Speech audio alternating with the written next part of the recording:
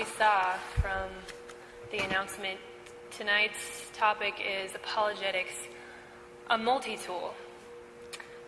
And I'd like to begin by telling you about this conversation I had on a plane recently. I was flying home from India, and when you're flying across an ocean, you hope that the person you're sitting next to is someone you can get along with, because you're going to be stuck next to them for a very long time. So I usually try to make, a little conversation, at least, with whoever's around me. It makes the time go faster, and you learn a lot of interesting things from other people. So I started this conversation with a couple sitting next to me, older couple, American. And, of course, the question came up, well, what do you do? And I said, well, actually, I'm an apologist. And the man looked at me like I had lobsters crawling out of my ears. He kind of looked, half terrified and half disgusted. And he said, do you know what that means? And I said, I hope so. Do you know what that means? I said, what do you think apologetics means? And he said, well, apologetics is how people learn to manipulate other human beings to bend them to their own will. And I said, oh, okay, well, I think I've been doing a different kind of apologetics than you're familiar with, and allow me to, explain the kind of apologetics that I do. And I proceeded to make an apologetic for apologetics. And despite all of my efforts, the conversation kind of ended there. And let's just say that the rest of the flight, I was very, very quiet in my little corner. But, it got me to thinking, why do people think this way about apologetics? What's going on with people that the minute they hear it, they're on the defense, or they're very concerned, or they don't really want to talk to you anymore? Well, I'd like to bring forward the idea that apologetics is a multi-tool, and perhaps we've been using it wrong. Now, sometimes I have what I call a new thing dream. Maybe you've had a dream like this. It's kind of like, finding a bottle opener on the spine of your can opener that you didn't realize was there, but it's a lot cooler. Like, maybe in the dream, you're walking through your house, and you see a new door you've never noticed before, and you open the door, and there's a whole series of rooms that you never knew were there. Or maybe in your dream, you're in your car, and you see a button that you've never noticed before, and you push the button, and some wings come out of your car, and suddenly you're not driving on the ground, you're flying in the sky. Some of you are looking at me like, maybe I'm the only kind of person who has that kind of dream, but I promise I'm not on anything. But it's an awesome dream. Anybody have a dream like that? Find something new in an old place? Yeah? They're awesome. I love them. Well, I have a similar vision for apologetics in Denver. It's kind of a new thing dream, if you will. And I'd like to share it with you. It's something that's been there for a long time, and something that maybe we're not using as much as we should be. Now, before I do this, please hear me very clearly. I'm presenting these ideas in the spirit of 1 Timothy 4:16, which says, keep a close watch on yourself, for by so doing you will save both yourself and your hearers. So I'm not bringing these ideas to you today in order to stir up dissension of any kind, but because I want to preserve my own use of apologetics, and I want the same for you all as well. With that, I'd like to submit to you 4 uses for Christian apologetics, and they each represent sort of their own different outcomes, both within the church and outside of the church. And if you look on your handout, in the conclusion of your handout, there's kind of a table there. And you can feel free to, make notes there or circle as we go along what you think the outcome is externally and internally, that is, outside the church and inside the church. So let me just define the terms briefly, and then we'll kind of dive into each one. The first one I've titled Exhibition. Now, exhibition is using apologetics as a showcase of intellectual prowess. Let me say that one more time. using apologetics as a showcase of intellectual prowess. Okay? Second one, entertainment. Sort of speaks for itself. Using apologetics to engage in ideas for the sake of interest. Right? Engaging in ideas for the sake of interest. The third tool I call exercise. And that's using apologetics as a form of personal study. And the final one there on your sheet is evangelism. That's, of course, using apologetics to bring people the truth of the gospel. So let's look at exhibition. Again, that's using apologetics as a showcase of intellectual prowess. Now, 1 Corinthians 9:12 says this: "We endure anything rather than put an obstacle in the way of the gospel of Christ." Now, when I reflect on some of my more impressive failures in apologetics, and I assure you there are many, there's one very clear obstacle. There's one thing that very clearly got in the way. And guess what it was? This person right here. It was me. And I realize as I reflect on my past that I have been an obstacle in the way of the gospel that I wanted to preach. And why does this happen? Well, let's look at some of the problems. I don't think it's not just me. I think a lot of people are facing this struggle. And it's a trend we need to change. Now, Paul writes to the Thessalonians in 1 Thessalonians 2, and he says, "We had boldness in our God to declare to you the gospel of God in the midst of much conflict. For our appeal does not spring from error or impurity, but just as we have been approved by God to be entrusted with the gospel, so we speak, not to please man, but to please God, who tests our hearts. We did not seek glory from people." That's what Paul writes. We did not seek glory from people. Why was Paul compelled to say this? I don't think exhibition in the church is something new. It's something that's been going on for a long time. And he had to be clear about his motives so people didn't misunderstand him.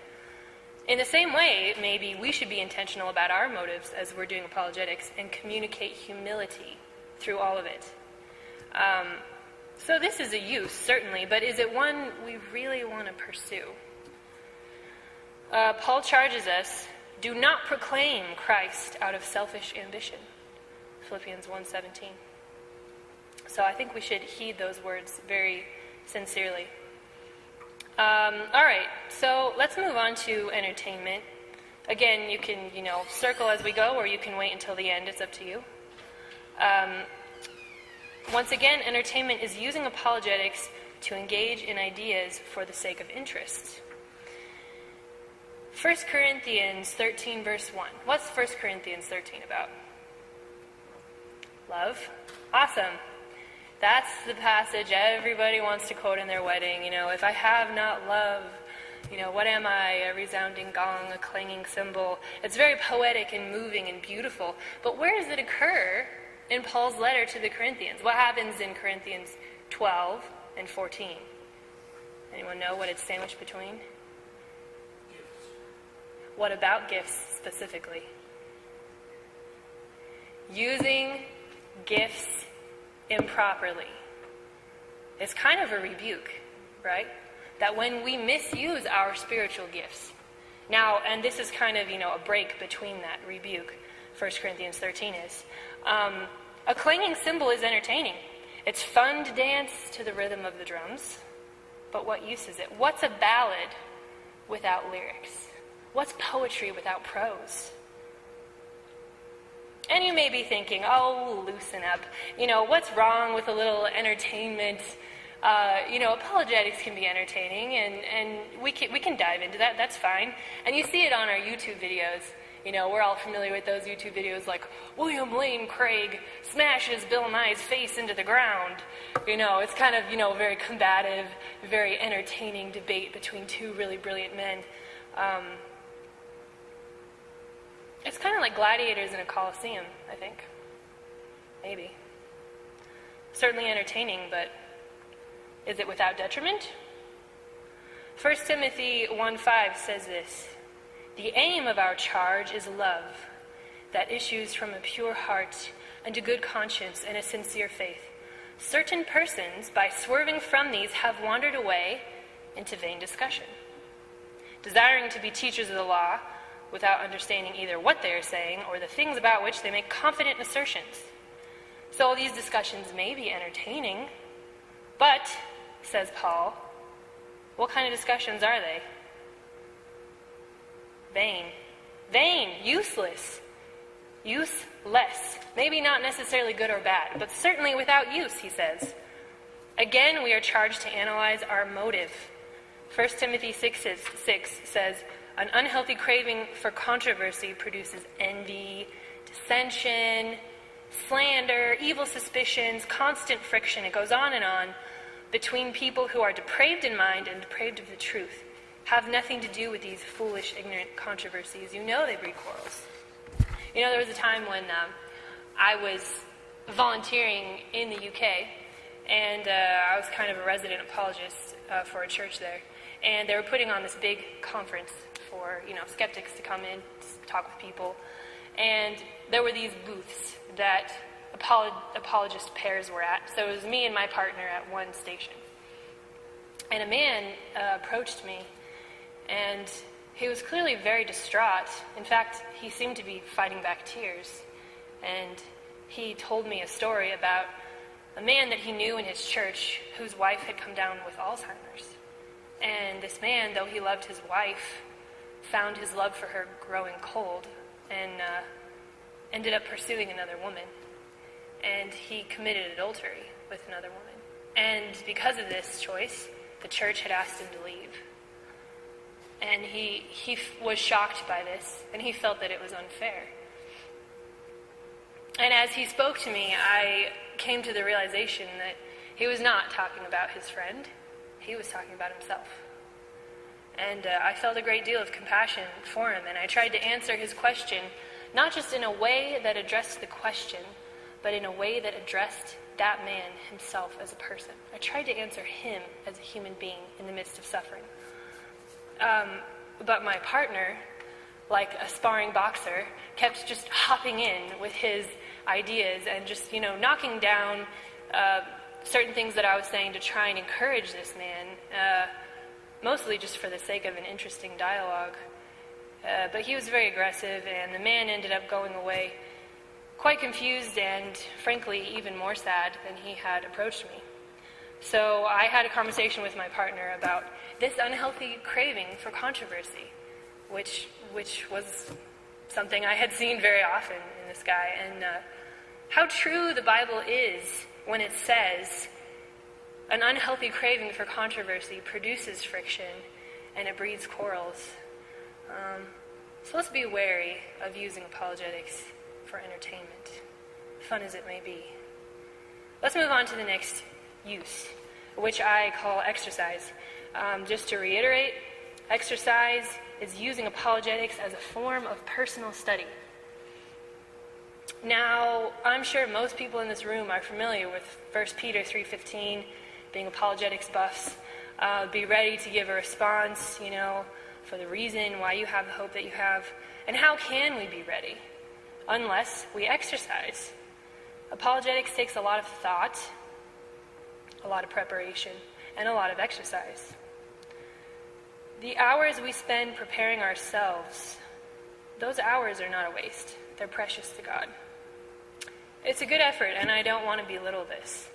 But I'd like to bring a couple more ideas to your attention around this. First of all, let's look at Colossians 4:5. It says this: "Walk in wisdom toward outsiders, making the best use of the time.